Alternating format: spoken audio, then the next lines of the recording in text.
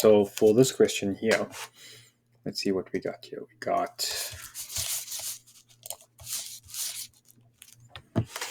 the width of a canal at ground level is 16 meters. Okay. And the size of the canal can be modeled by a quadratic expression. So that's y equals ax squared plus bx plus c. And then it says the expression would give a maximum depth of 16. Okay. So which means that that would be having a y value of, let's say, negative 16, maybe. However, the base of the canal is flat and has a width of 12 meters. The base of the canal is flat and has a width of 12 meters over there. What is the actual depth of the canal? What is the actual depth of the canal? The base of the canal is here. So what they want to know is what is that actual depth over there? And we can see that we can try and graph this with some kind of parabola. So what if I draw this somewhere on a curve? What if I draw this on a curve somewhere? Where would I make my turning point? Where would I make 0? And how would I start this question, right? So if I start, let's say, at 0 and I turn at negative 16, then I know this number is going to be 16 and halfway is going to be 8, which means that this coordinate is going to be 8 and negative 16.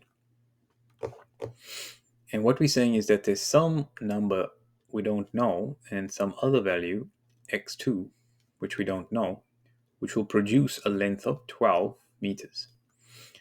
12 meters would also then mean the following. It would mean that there is a total of 4 meters. Well, 12 plus 4 is 16, so there'll be 2 meters on this side and 2 meters on this side, which means x1 will equal 2 and x2 will equal 14, right? Which means that this coordinate will be, well, x will be 14 and some y value, and this coordinate will be 2 and some y value, and we want to find y, right? We want to find y for this equation. So let's generate some kind of equation first off the model.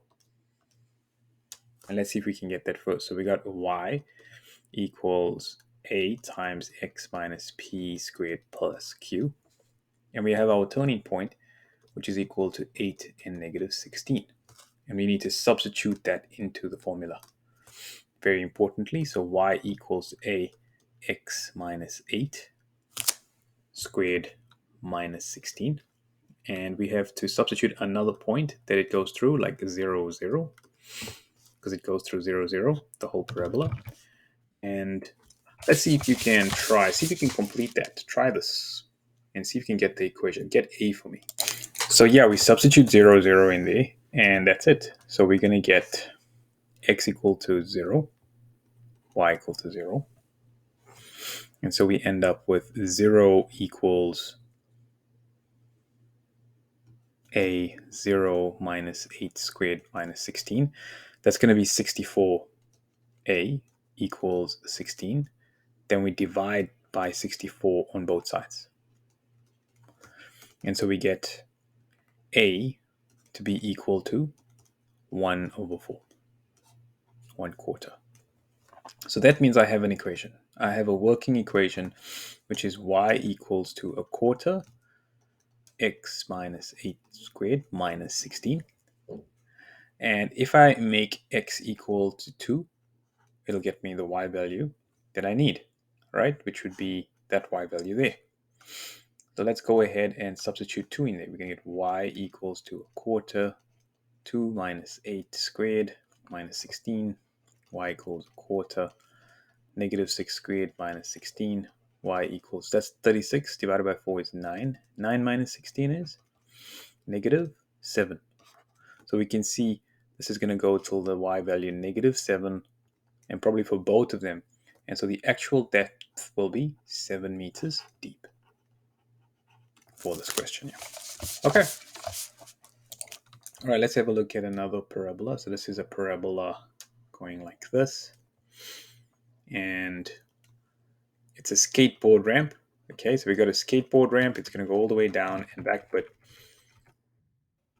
The skateboarder happens to stop at the point where the distance between both sides is 8 meters of this parabola.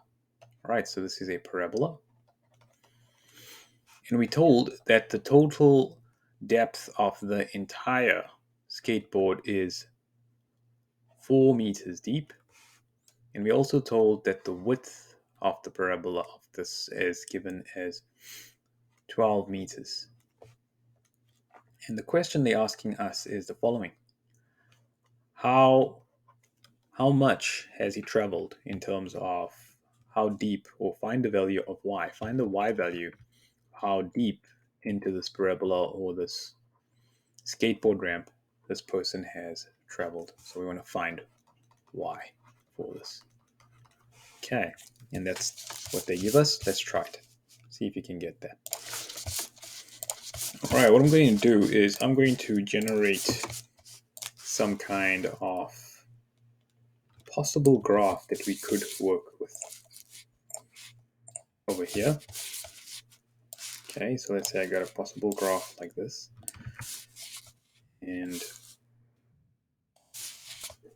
with this graph, using the previous example like we had, I'm going to draw a parabola like this. And now we got to label all the different parts of it and give it a go.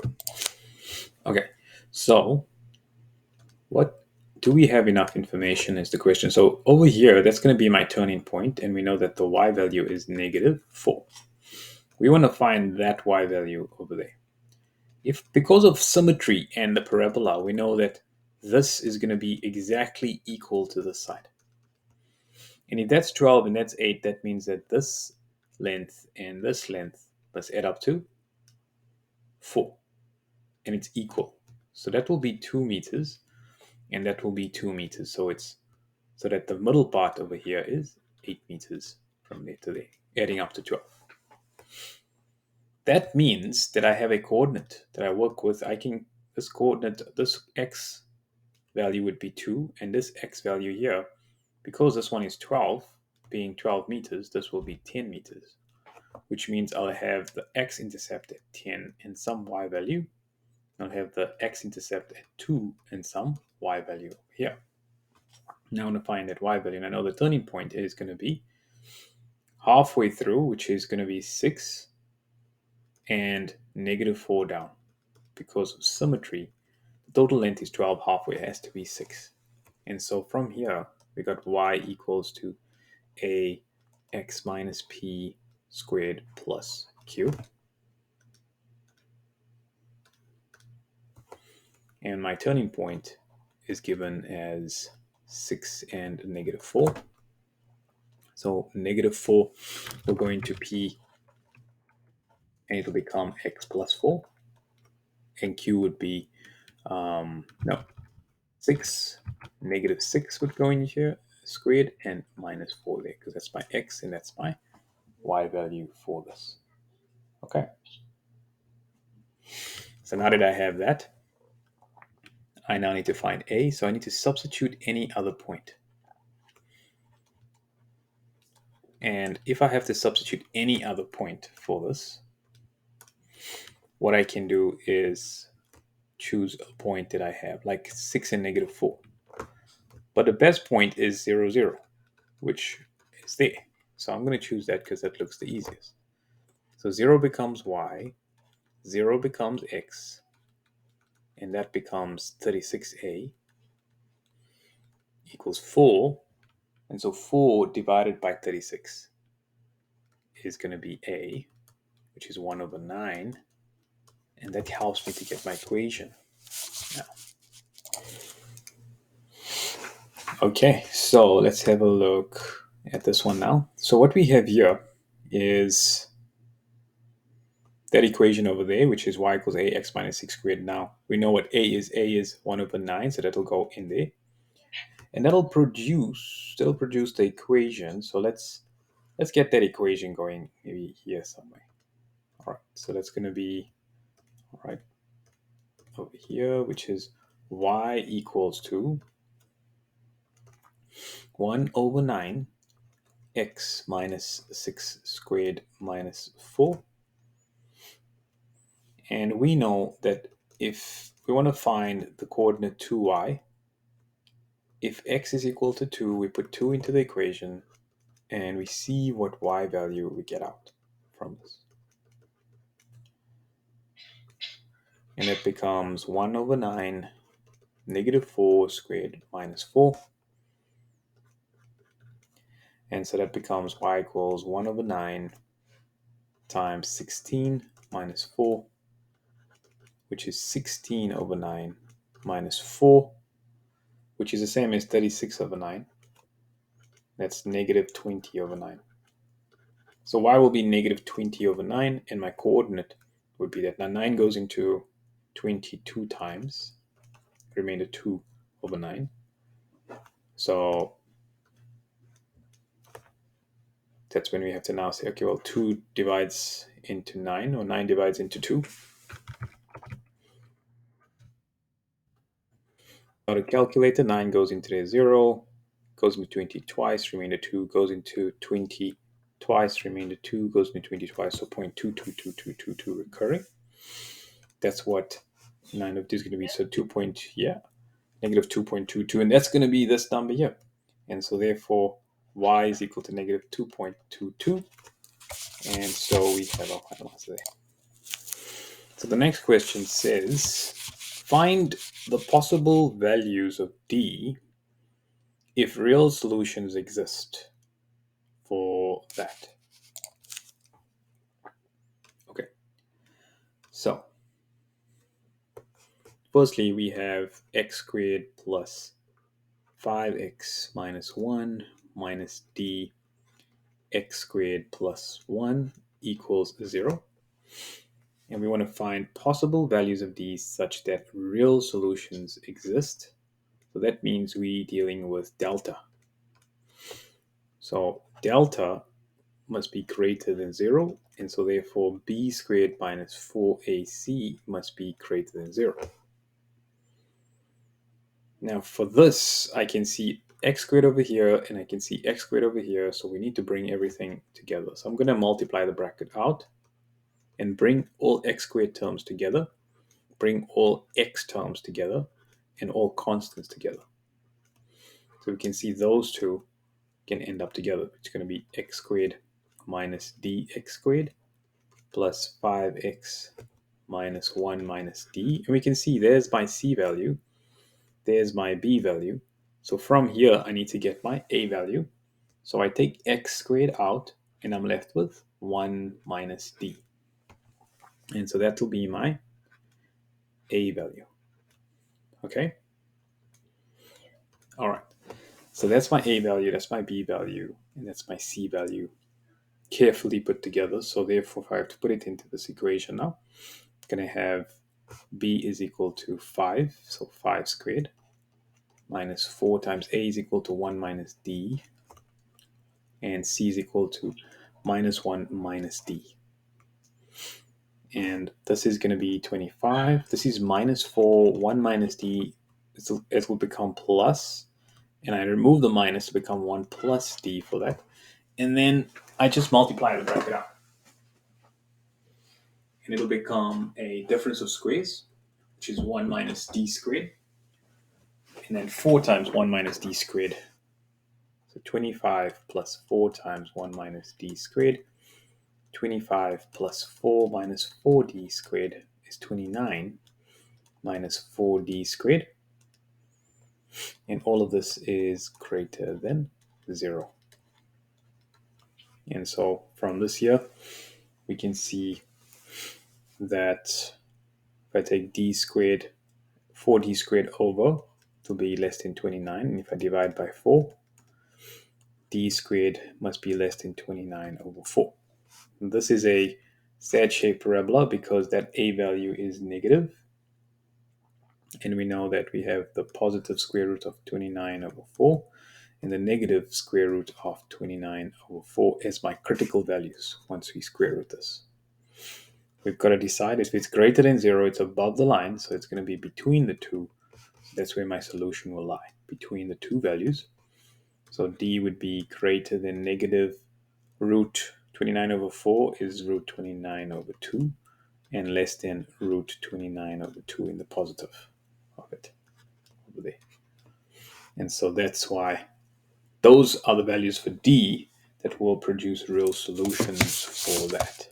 Okay, so we want to redo this. Yeah. So we redo this question now with this different equation over here. All right, so we got x squared minus 4x minus 2 minus dx squared plus d. And in the first line over here, we have rearranged it, bringing the x squared terms together and then factorizing. And then the x term over here has now become 4 plus dx. And you can see there's an error there in the third line. We'll go through it in a sec. All right, let's just make a note of the following. So once we have done this here, we've got negative dx squared, which is right, plus d, which is perfect. And then from here, we factorize it out perfect. But here, there's no x, so we can't factorize that. So that over there will become c, and that over there will be b. And that over there will be a. So we just got to change it accordingly to that for that. Okay. Okay, let's see. So here we got dx squared, which moves this way, and it factorizes. 4x is there. D minus 2 is there. That's all good. This one here, we took out the 4 for this here. We brought it 4x plus d squared to get 16 squared plus, and you're missing a middle term here, but that's not needed. That's not needed. So what we have to do here is at this point here, we're going to say a equals to 1 minus d, b equals to 4, and c equals to d minus 2. And then we're going to put that into b squared minus 4ac. And so that's going to become 4 squared minus 4 times 1 minus d times d minus 2. And then that'll become 16 minus 4 times, well, that's d minus d squared. So d minus d squared minus 2 minus 2d, and that's equal to 16 minus 4 times, and then d minus 2d is negative d, so negative d squared minus 2 minus d, and then we multiply everything by a minus, it becomes plus 4d squared plus 8 plus 4d, and we end up with 4d squared plus 4d, and 16 plus 8 is plus 24. Okay, and then from here, we want it to be greater than 0. We can divide it by 4. Becomes d plus 6 greater than 0. And so we need to find what values will make this possible for d. Right? So how would we even get there? Using a calculator. We could use a calculator and it will immediately produce those values. So we type it in our calculator. Let's put it in the calculator.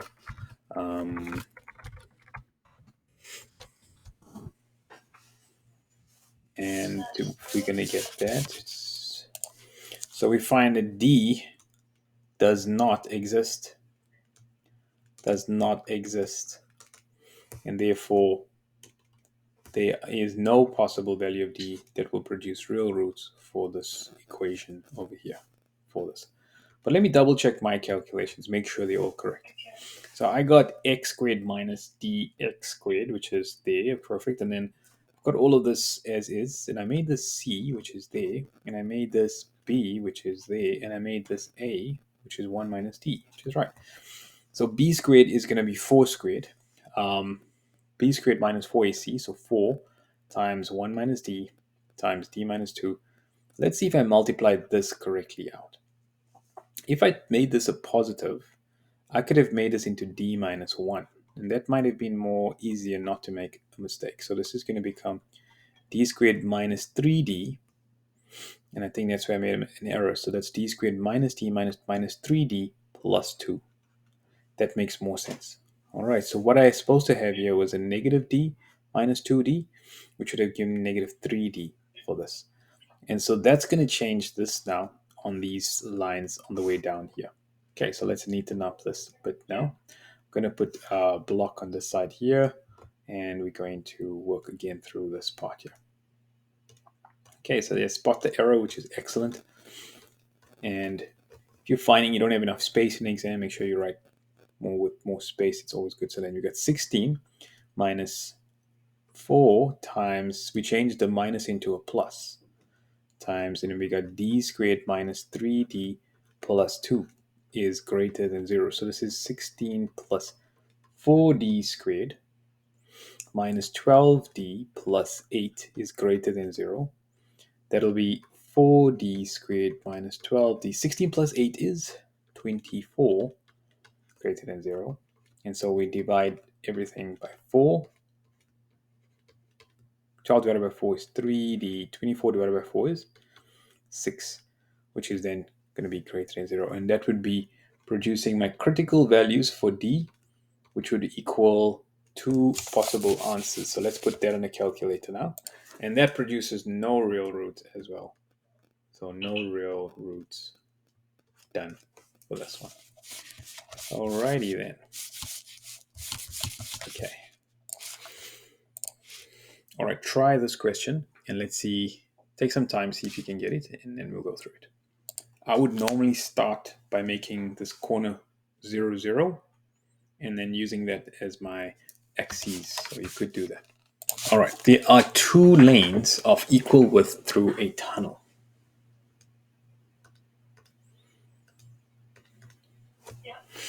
The outside edge of each lane is marked by a line. The outside edge of each lane is marked by a line.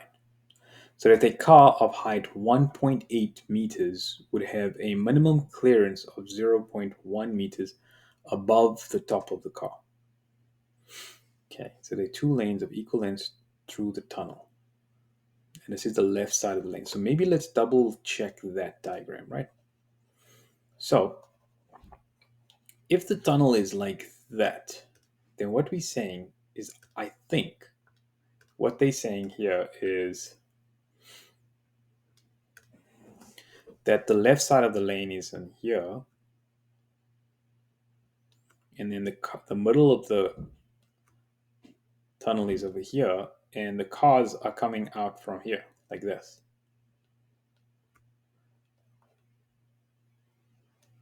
And this one's coming out, and this one's going in to the tunnel, I think. So if that's the diagram, I think they're asking, then it says if the outside edge of the lane is marked by a line so that the car of height 1.8 meters would have a minimum clearance of 0.1 meters vertically. So if you have a car that is 1.8 meters tall,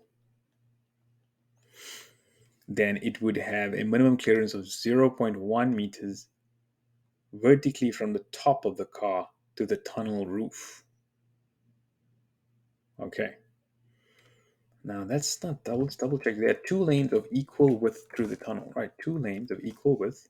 The outside edge of the lane is marked by a line so that a car of height 1.8 meters would have a minimum clearance. So if this is the car,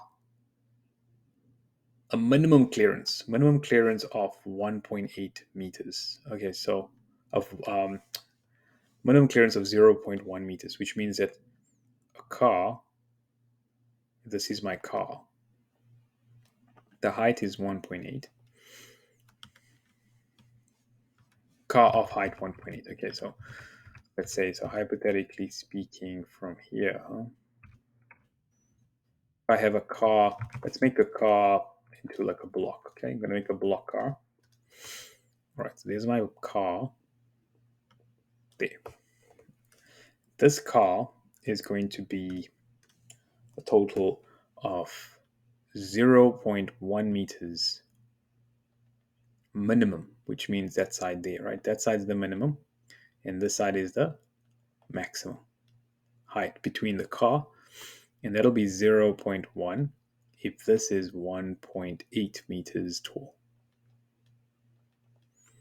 Okay, clearance through vertically tough. Okay, find the width of each lane. Okay, so we want to find out what is the width of each lane. Let's call it x. The outside edge of the lane is marked by a line. Okay, so I'm going to draw in some x's and see if I can label as much as I can from the axis. Okay, so for this, I can see 1.8 meters, car of height 1.8 meters. So let's assume we get a car of height 1.8 meters. Okay. Then there'll be another line over here, which would be 1.9 meters over there. But it can go as high as some y value, we don't know.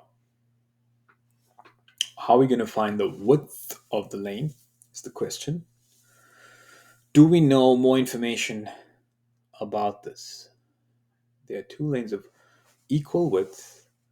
So we know that this is x and this is x, and that's the lane. And the left side of the lane, it says, is there. That means the right side of the lane will be like, the middle of the lane will be there and the right side will be there. So what can we safely assume here?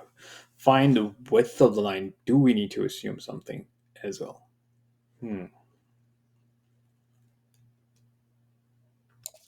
So now we know from the previous part of this question, which we needed, was that this is 12 meters tall all the way across there. Okay, so from there till there would be 12 meters. So 6 meters will be halfway through from there. Okay, so yeah, so we've done a lot of work on this now. And probably with more information, just to have more accurate information, we could definitely get this perfectly correct. But for now, we don't have it perfectly correct. Because what we need is we need the 6 minus x, which is on this side here. We need that to get x. Then we just, if we get 6 minus x, then we're done. And that's when this is 1.8. And so according to that, that's 25.2 for that answer there. All right, let's try the next one now.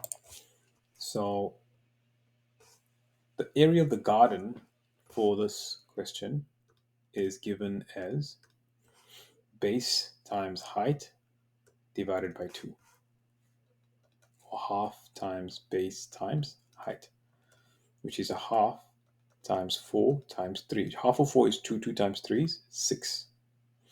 And so this is 6 meters squared. Now we got to find the area of the outside of the path.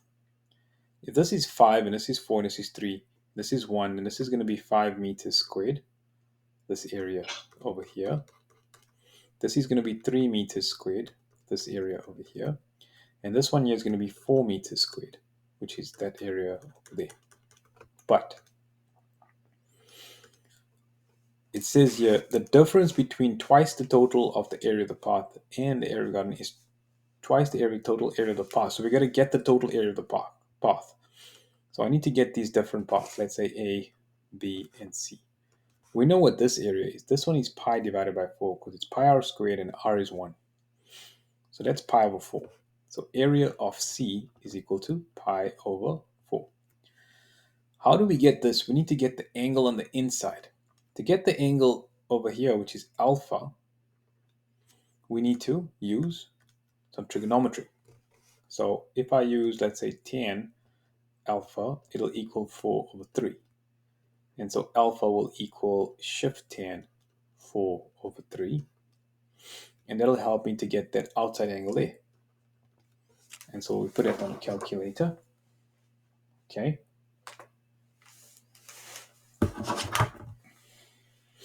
And we get the following. So we're going to get shift tan 4 divided by 3, which is, must be, your calculator must be in degrees, 53.13 degrees. Now, if we look at this over here, it looks like this. And we're saying this is 53.13, this is 90 degrees, and this is 90 degrees. So all I got to do is find this angle here, which I label as theta. And we know theta is going to be 360 degrees minus the other two, minus 90 minus 90 minus 53.13 degrees. And that's going to be 360 minus 90 minus 90 minus 53.13 degrees, which is 126.87 degrees. 126.87 degrees is going to be that angle there. And we know that area of B now is equal to 126.87 divided by 360 times pi r squared, which is pi 1 squared. So we take 126.87 divided by 360, comes to 0.352. So area of B is going to be 0.352 pi. Area of A, pi over 4. Area of C, we do the same thing. We know that alpha, by the way, was equal to 53. So if I call this one, let's say, gamma, that's going to be 180 minus 53.13 will become 126.87. All right, so 126.87 is going to be 180. Anyway, minus 90, because there's a 90 degrees, becomes 36.87. That's going to be this angle here. All right, so that's 36.87, which is gamma. Now, if I know that that's gamma, 36.87, then this angle here is doing exactly the same thing as this one. We have a short angle here, which is 36.87. Then we have these two over here, which is going to be 90 degrees. 90 degrees. And we have this angle here, which is I'm calling beta. And beta comes to 360 minus the other. So minus 180 or minus 90 minus 90 minus 36.87 comes to 143.13. 143.13. And then we take that divided by 360 degrees and multiply by pi r squared, but my radius is 1 squared. So with that divided by 360, so after that we press equals, and we take divided by 360, comes to 0.398. 0.398, which is going to be beta. 0.398 pi. All right. So now we know area of B, area of C, area of A actually, and this is area of C. That'll be those three areas on the corner, plus the 5, plus the 4, plus the 3.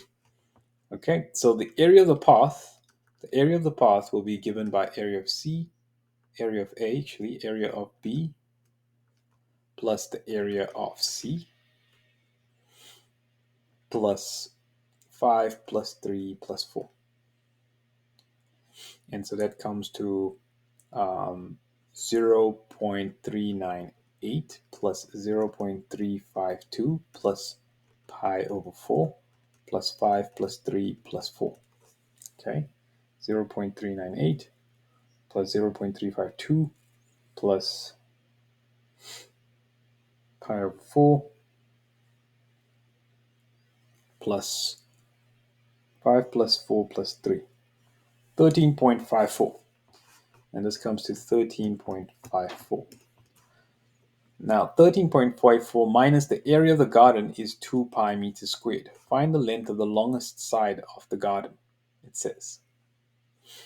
Now, because the ratios is 3, 4, 5, it does not necessarily mean that the area is.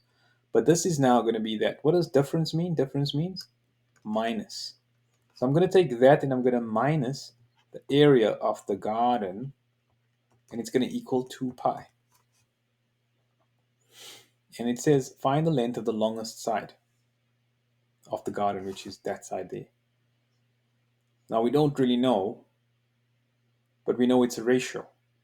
We know it's a ratio of that.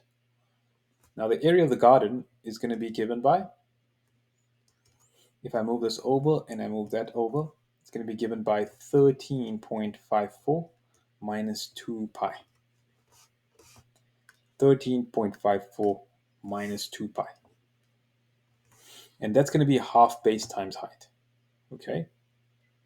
I'm going to bring the area of the garden into this part here and not use the 6 meters squared over there. So let's bring that together here.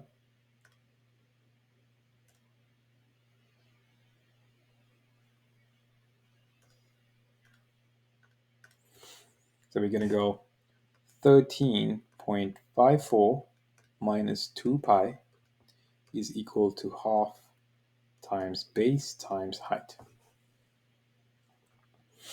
And we know that the base and the height is a ratio of 3 to 4. So 3 to 4 is the same as the base and the height, which means that base divided by height is equal to 3 over 4.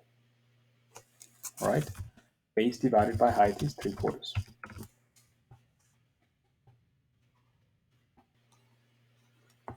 So base divided by height is equal to 3 over 4.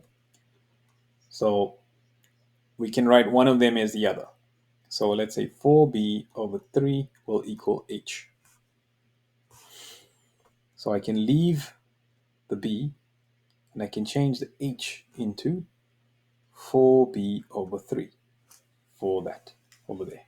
And then put it into the equation. Write that down, see if you can get that last part. All right, and so this now, what we end up having is 13.54 minus 2 pi equals half b times 4b over 3. 2 goes into 4 twice, so you'll have to b squared over 3. And 13.54 minus 2 pi. We're now going to multiply each of these by 3. And then get b. And that'll be my base. Right? And once I got b, I can get a. Once I get a, I can get the longest side, which is going to be using Pythagoras theorem. All right, so let's quickly do that. I'm going to just get this out of the way quickly. And I'm going to get this out done quickly. So we're going to have here 13.54 times 3 minus 6 pi equals b squared. And we're going to square root both sides to get a value of b. All right, so I'm going to put it on a square root button, and we're going to have 13.54 times 3 inside minus 6 shift pi comes to 4.67. 4.67, and we know that h is equal to 4b over 3. So that's 4 times 4.67 over 3. And it's going to be 4 times 4.67 over 3, which will be 6.23. Which will be 6.23. And that'll be my h. All right. And that'll be my b. And so the longest side, we're going to use Pythagoras theorem and take 4.67 squared plus 6.23 squared, and we're going to square root that to get the longest side. So 4.67 squared plus 6.23 squared comes to 60.62, and we square root that answer in one go. 7.786 or 7.79, and we're done. We got our final answer there. All right, and that's it.